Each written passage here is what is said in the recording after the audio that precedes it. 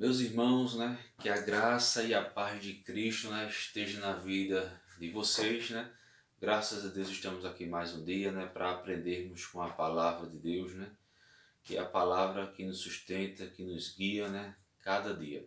Meus irmãos, iremos iniciar aqui a lição de número 5, Muito boa também para aprendermos, para pormos em prática.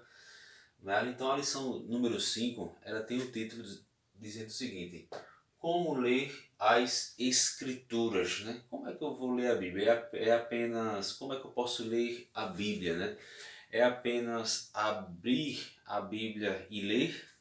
Será que a leitura é somente isso? Não deixa de ser, Porque ao lermos nós também somos intérpretes, Nós estamos traduzindo, Porque quando nós lemos a Bíblia, nós estamos, imaginando aquela cena, o que se passava naquela época.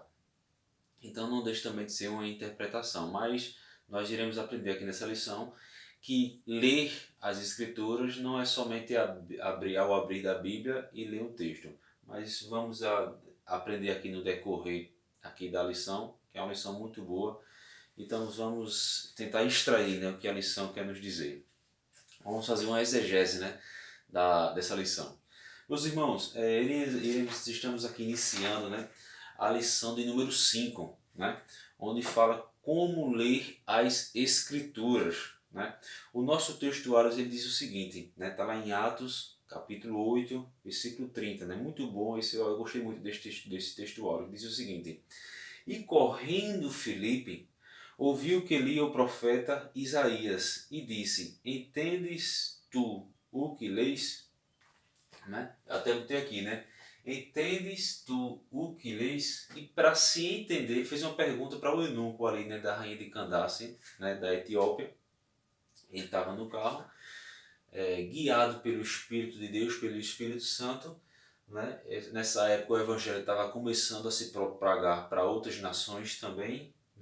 Ele foi ali, ele estava lendo, ele abriu no livro do profeta Isaías, ali, mas não estava entendendo. Por isso que é interessante, lermos a Bíblia, fazermos uma leitura interpretativa, porque assim a gente aprende e também podemos ensinar outras pessoas, Porque entendes tu o que lês? Muitas vezes nós abrimos a Bíblia e temos que recorrer a dicionários, a comentários, tentar entender em outras passagens, porque a Bíblia ela se explica por si própria. Muitas vezes uma passagem explica outra passagem bíblica, então temos que recorrer tudo isso aí para nós entendermos o contexto, o que o escritor queria dizer no original ali, E cremos que as nossas cópias, os chamados apógrafos, eles são originais ao autográficos, aos originais, ele é fiel, Temos que crer assim. Então, meus amados, nós vemos aqui, primeiro ponto, fala sobre aqui a exegese. Antes de começar, eu queria ler aqui a nossa verdade prática, que diz assim: as técnicas de interpretação auxiliam na compreensão da Bíblia, Olha, na compreensão, mas não são infalíveis. Por isso não podem ser colocadas acima da autoridade da palavra de Deus. Ou seja, a palavra de Deus é a autoridade máxima.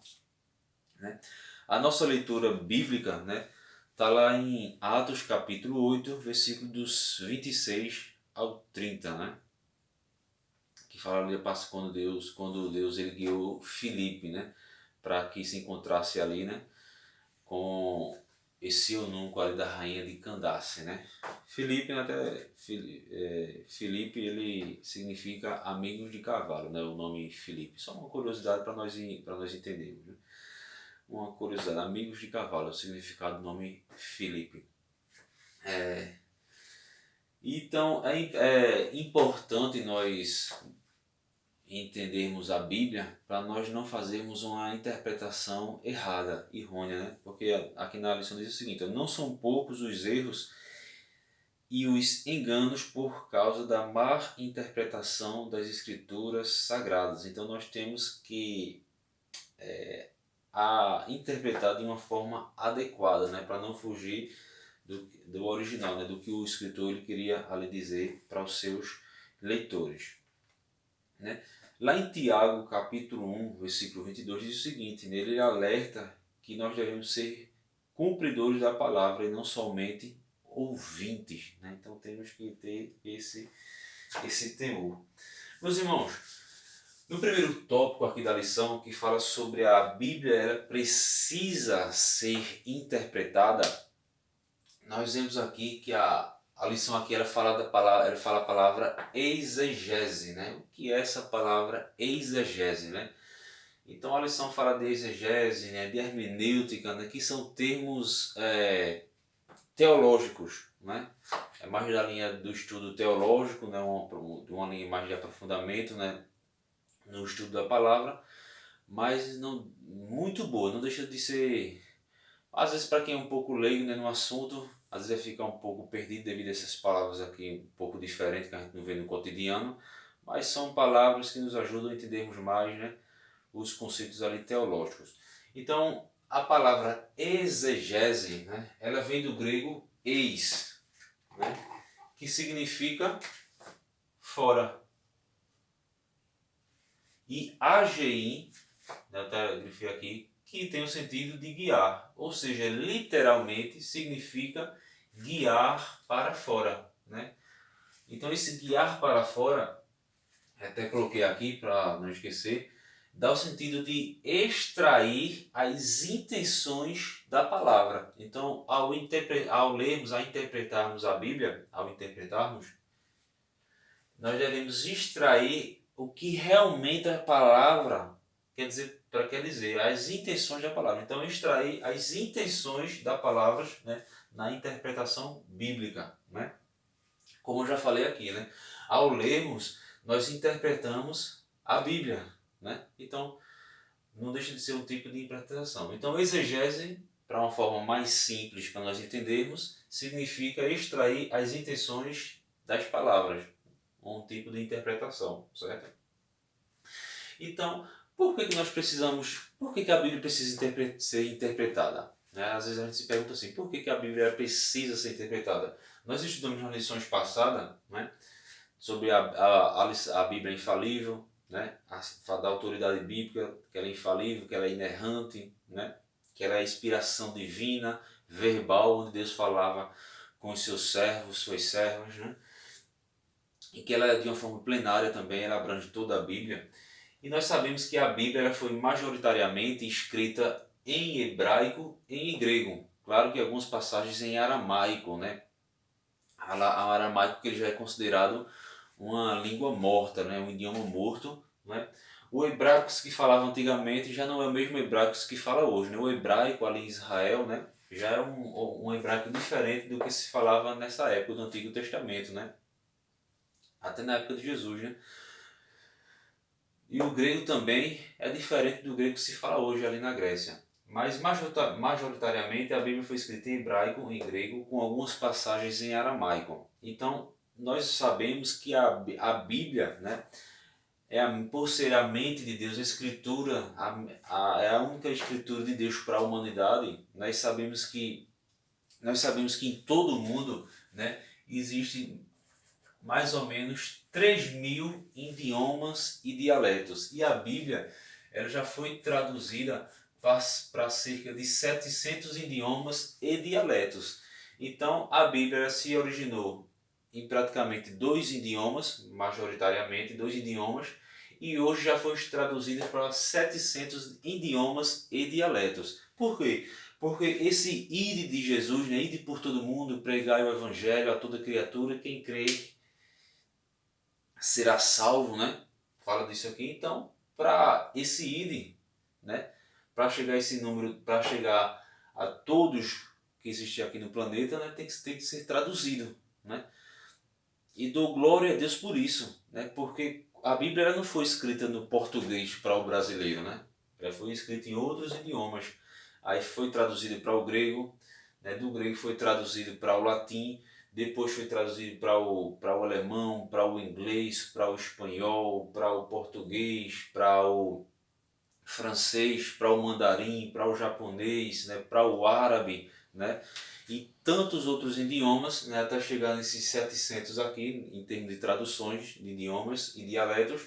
Então glorifico a Deus porque ao traduzirmos a mente de Deus de uma forma maneira que nós possamos entender, glória a Deus, né, a gente passa a entender o que Deus quer, né, qual o sentido da vida. A vida não é somente nascer, né, criar uma família e morrer, tem um sentido a mais, né?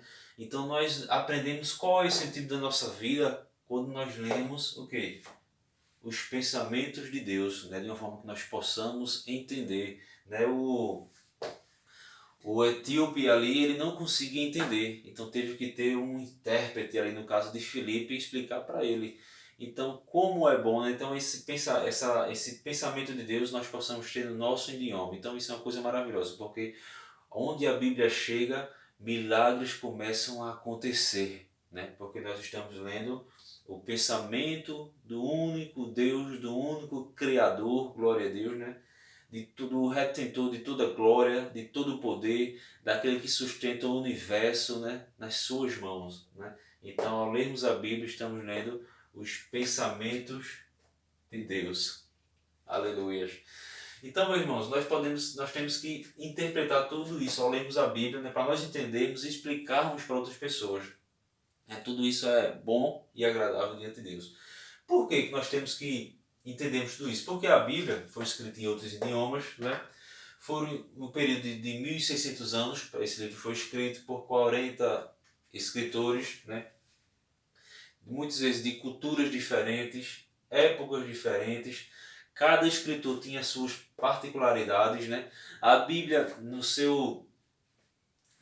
sua linguagem, usa narrativas, né? Em boa parte da Bíblia, né, são de narrativas de acontecimentos, né? Crônicas, que é um registro de um acontecimento, né? Tem profecias, tem parábolas. Muitas vezes os discípulos perguntavam a Cristo o que a parábola queria dizer. Aí Cristo tinha que explicar para eles o sentido daquela parábola.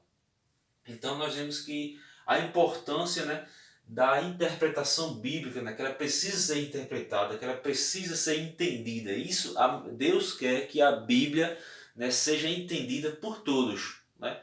Ainda que alguns queiram interpretar de uma forma errada, queiram adulterar um texto, queiram adulterar o pensamento. Quando as pessoas adulteram o sentido bíblico, eles estão adulterando o pensamento de Deus. Então temos que ter cuidado, temos que fazer tudo com temor, com zelo, né? E principalmente, né, devemos recorrer a Deus para que Ele nos dê a sabedoria, né? Nós vamos estudar aqui nos segundos pontos. Então, no primeiro ponto, a Bíblia precisa ser interpretada. Eu acho que deu para entender aqui de uma forma mais básica. Meus irmãos, vamos ler aqui, né, no livro de Neemias, né, capítulo 8, versículo 8, que diz assim: E leram o livro na lei de Deus, e declarando e explicando o sentido, faziam que lendo se entendessem. Olha aqui, na época de Neemias, pegaram os livros, né, daí do Antigo Testamento, né, leram e explicando o sentido, se entenderam ali o sentido. Então, a leitura traz conhecimento, né? A leitura ela abre a nossa mente, né? Ela traz mais conhecimento, né? E devemos buscar conhecimento acima do nosso próprio, como é que eu posso dizer? Devemos buscar conhecimento de uma forma clara e necessária, porque a própria Bíblia, né? Deus diz o quê? Que o meu povo perece por falta de conhecimento. Sem conhecimento, às vezes a gente faz algumas coisas na ignorância, né? Faz coisas erradas porque não conhece algo ou não conhecia a mente de Deus antigamente, né? E muitas pessoas ainda hoje não conhecem, né? Mas ao conhecermos a mente de Deus, Deus ele abre a nossa mente, né, para que nós possamos ser cristãos melhores, homens melhores, mulheres melhores, né? Passamos a entender o sentido da vida, passamos a fazer a vontade de Deus, né? E quem faz a vontade de Deus, ele faz a boa obra, né? Até cumprirmos aqui a nosso sentido aqui nessa vida, que é fazer a vontade de Deus. E que todo aquele que faz a vontade de Deus ele é feliz, né? Ele tem a inspiração de Deus na sua vida todos os dias. Então devemos recorrer a tudo isso aqui porque é maravilhoso. Lá em Daniel, capítulo 2, capítulo 9, perdão. Daniel, capítulo 9, versículo 2 diz o seguinte: No ano do primeiro do seu reinado, eu, Daniel, entendi pelos livros que o número de anos de que falou o Senhor ao profeta Jeremias em que haviam de acabar as assolações de Jerusalém eram de 70 anos. Ele leu os livros e Deus abriu a mente dele ali, ele veio entender, né, sobre ali o cativeiro de Israel. Ali. Então, é lendo-se que a gente abre conhecimento. Quando a gente lê o pensamento de Deus, Deus revela a sua palavra aos seus servos. Meus irmãos, no segundo capítulo aqui da lição, fala sobre os pressupostos pentecostais para ler a Bíblia. Então, no primeiro ponto aqui do segundo capítulo, fala sobre a inspiração, a autoridade bíblica, né? Ou seja, nós cremos que a Bíblia ela é uma inspiração divina, é a nossa única regra de fé, ela é infalível, ela é inerrante, né? Ela é a autoridade máxima, ou seja, a Bíblia, a autoridade bíblica, as leis bíblicas está acima das leis humanas. Se uma lei humana vem confrontar uma lei bíblica, nós devemos zelar pela lei bíblica, né? pela Bíblia, porque tem muitas leis hoje que querem confrontar a fé, né? A Bíblia, né? Mas nós devemos crer, né, que a Bíblia é a nossa única regra de fé e que a autoridade da Bíblia é a autoridade máxima, inclusive acima da autoridade das leis humanas. Né? Devemos crer nisso aqui, que Deus falou de forma verbal, né, para com os seus servos, né? E a inspiração ela é plenária, né, na palavra de Deus. No segundo tópico aqui da lição, né, vemos aqui, né, que a iluminação do Espírito Santo, né? Então a iluminação do Espírito Santo, né, que ele capacita-nos, né, para que possamos discernir as verdades da palavra de Deus. Então devemos sempre, ao estudarmos a Bíblia, né, devemos pedir que o Espírito Santo nos ilumine para que nós venhamos entender o que realmente a Bíblia quer dizer, né? Porque quando a gente age na iluminação do Espírito Santo, sendo guiado pelo Espírito Santo, né, então nós aprendemos as verdades de Deus. Né? No segundo ponto aqui da lição, fala sobre o valor da experiência. Né? Até aí o texto diz o seguinte, né? Que o texto sagrado ele é útil, né, para o ensino, para a repreensão e correção, e a fim de tornar a pessoa salva, perfeita, né, para a boa obra. Então nós vemos que a experiência ela tem um valor, né? A experiência ela tem um valor porque pessoas experientes, né, já podemos dizer assim, mais pessoas cascudas que têm uma certa bagagem, né, tem mais a ensinar, né, desde que seja guiado pelo Espírito Santo, né, desde que seja iluminado pelo Espírito Santo, desde que esteja de acordo com a palavra de Deus. Então a experiência tem um valor, né? Podemos também, alguns falam da experiência como tradição, e a tradição ela tem um valor, a experiência tem o seu valor, a tradição tem o seu valor, porém, né, nem a tradição nem a experiência eles estarão acima da autoridade bíblica, não é? Não pode de forma alguma, né? A tradição, a lição diz o seguinte, ressalta-se porém que nem a experiência nem a tradição da igreja podem estar acima da autoridade bíblica.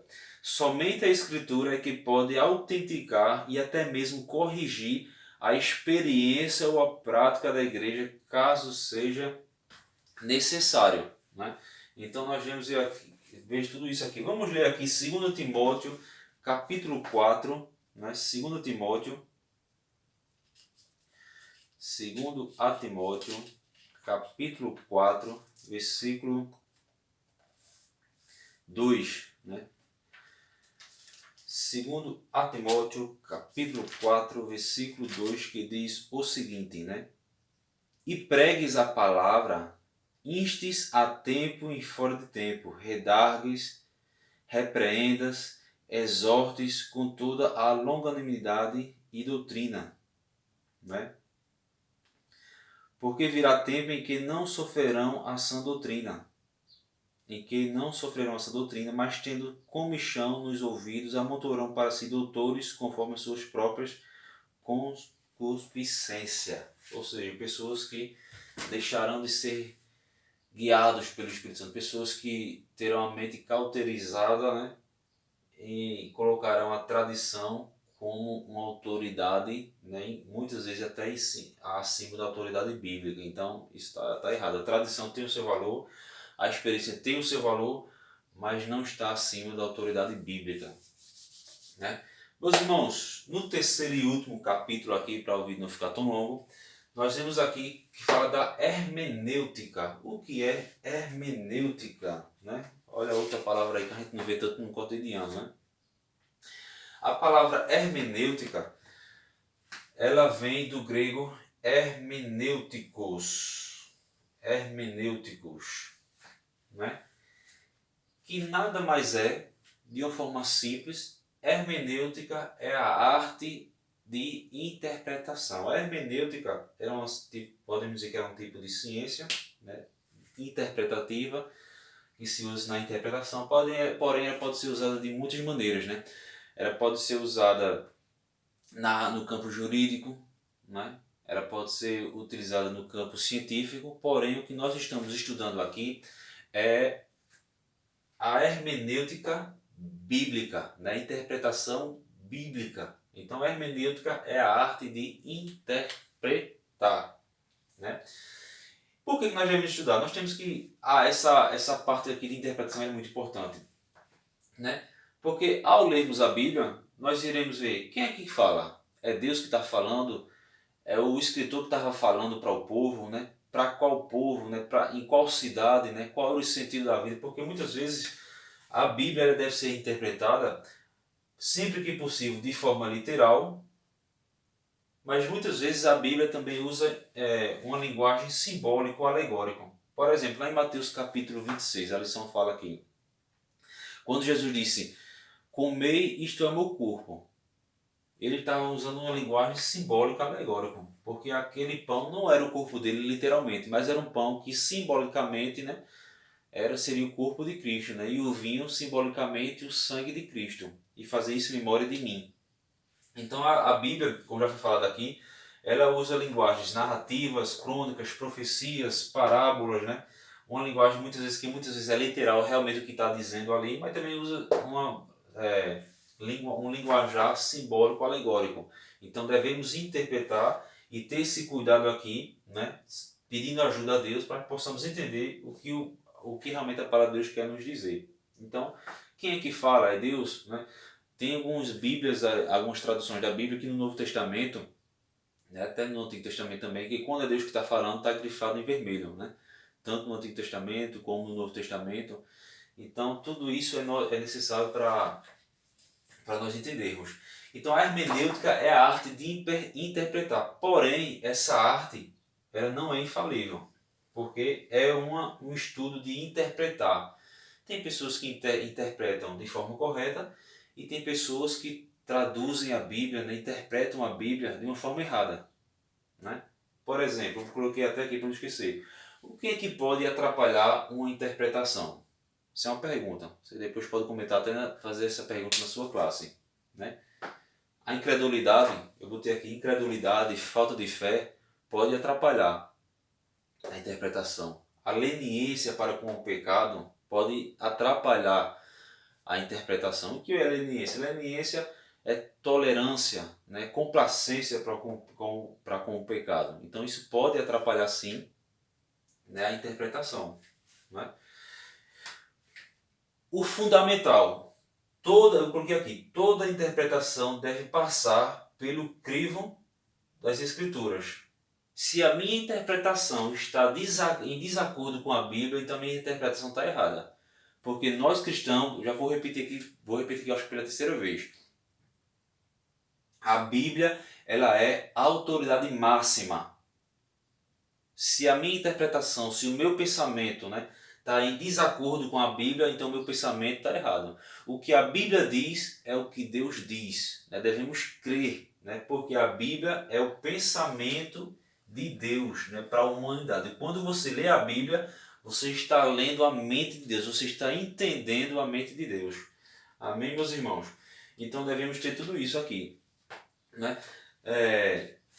Eu queria ler aqui para vocês, lá em 2 Pedro, capítulo 1, versículo 1, diz o seguinte, né? 2 Pedro, capítulo 1, versículo 5. E vós também, pondo nisto mesmo toda diligência, acrescentai à vossa fé virtude, e a virtude a ciência. A ciência a temperança, e a temperança a paciência, e a paciência a piedade. A piedade a fraternidade, e a fraternidade o amor. Porque se em vós houver e aumentarem estas coisas, não vos deixarão ociosos, nem estéreis no conhecimento de nosso Senhor Jesus Cristo. Portanto, irmãos, versículo 10, né? Procurai fazer cada vez mais firme a vossa vocação e eleição, porque fazendo isto, nunca, jamais tropeçareis. Né? Então, lá no versículo 20 diz o seguinte: sabendo primeiramente isto, que nenhuma profecia da Escritura é de particular interpretação. Eles não interpretaram segundo a opinião deles, era o que realmente Deus queria falar para mim, para você e para a humanidade. Então, meus irmãos, né, devemos estudar tudo isso aqui, muito bom, né? Tudo isso aqui é aprendizado aqui, eu espero que vocês tenham entendido, né? Mas para finalizar, na época dos pais da igreja, né, depois do século I, século II depois de Cristo ali, na época dos pais da igreja, tinha muitas escolas de interpretação. Né? Tinha a escola de Roma, tinha a escola de Nisibis ali na Turquia, tinha a escola de Jerusalém, tinha a escola ocidental, né? Não lembro agora qual é a cidade, mas tinha a escola ocidental, que eram escolas de interpretação. Eram as melhores, podemos dizer, as melhores faculdades, né? Interpretativas, né, de vários outros assuntos, mas também de cunho religioso. Podemos destacar, né, as três principais escolas. Primeira escola de interpretação, a mais famosa, né, podemos dizer que era a melhor faculdade da época, né, a escola de Alexandria. Né? Alexandria era uma cidade que ficava ali no Egito, que foi fundada ali, né, recebeu esse nome em homenagem a Alexandre, né, o Grande. Né? Então Alexandria, a escola de Alexandria, né, Alexandria, no seu grande apogeu, ela retinha a maior biblioteca da época. Veja que tesouro! A maior e melhor biblioteca do mundo da época, ali no seu apogeu. Infelizmente, né, teve um incêndio ali proposital, né, tempos depois, e creio que muitos bons livros ali vieram a se perder. Mas em Alexandria, né, podemos citar ali um grande tesouro da Alexandria. Qual foi? A Septuaginta, né? Que foi onde os sacerdotes judeus, escribas judeus, eles traduziram a Bíblia do hebraico para o grego, né? Chamada Septuaginta, na cidade de Alexandria, no Egito. Né? Então a escola de interpretação de Alexandria, ela tentava harmonizar a doutrina cristã com a filosofia da época. Né? Então uma escola muito famosa e eles se apegavam nisso. Né? Outra grande escola e famosa também é a escola de Antioquia, que ela não era tão bom quanto a escola de Alexandria, mas ela procurava rivalizar ali com a escola de Alexandria, que na escola de Alexandria, de Antioquia, que ficava na Síria, eles buscavam, né, no sentido de tradução da Bíblia, né, dos estudos bíblicos, eles buscavam o sentido literal do que os escritores queriam falar, né, buscando o sentido primário do autor. Então, essa da escola de Antioquia não era tão boa quanto a de Alexandria, porque a de Alexandria era a mais famosa do mundo na época. Né? E tinha a escola ocidental, né? Que também era muito boa, lembrando que essas escolas começaram a surgir depois do século I, século II depois de Cristo. E a escola ocidental também era uma escola muito boa, porém ela se perdurou, ela se prolongou até a Idade Média. Né? E o que essa escola ocidental ela ficou ela ficou conhecida por implementar algumas coisas. Por exemplo, ela implementou a autoridade da tradição da igreja na interpretação da Bíblia. Nessa época aí, ela colocou, veja que eu falei, vocês lembram que eu falei sobre a tradição? Elas começaram a colocar a tradição da igreja como uma forma de interpretar a Bíblia. Ou seja, colocaram a tradição acima da autoridade bíblica, né? Então, devido, né? Eles começaram a colocar a interpretação, ou seja, a interpretação bíblica ficou refém, né, da tradição e dos concílios da igreja da época. E estava errado.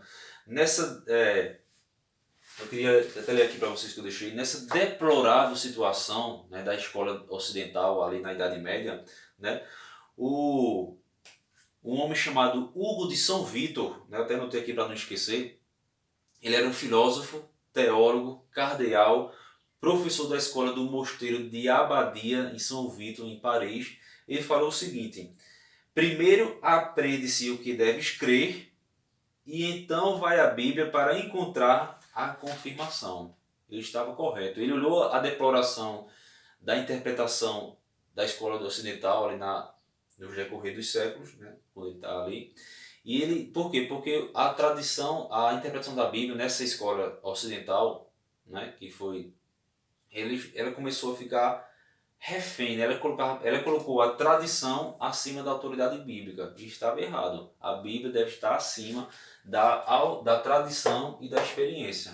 Então, nós vemos aí que devido a essas coisas, né, ali no decorrer ali da Idade Média, essa deplorável situação, como eu falei aqui, né, de colocar a tradição acima da interpretação bíblica, né, ou seja, a tradição ela ficou refém, né, da tradição da igreja, dos concílios da igreja, a interpretação ficou refém, né, perdão.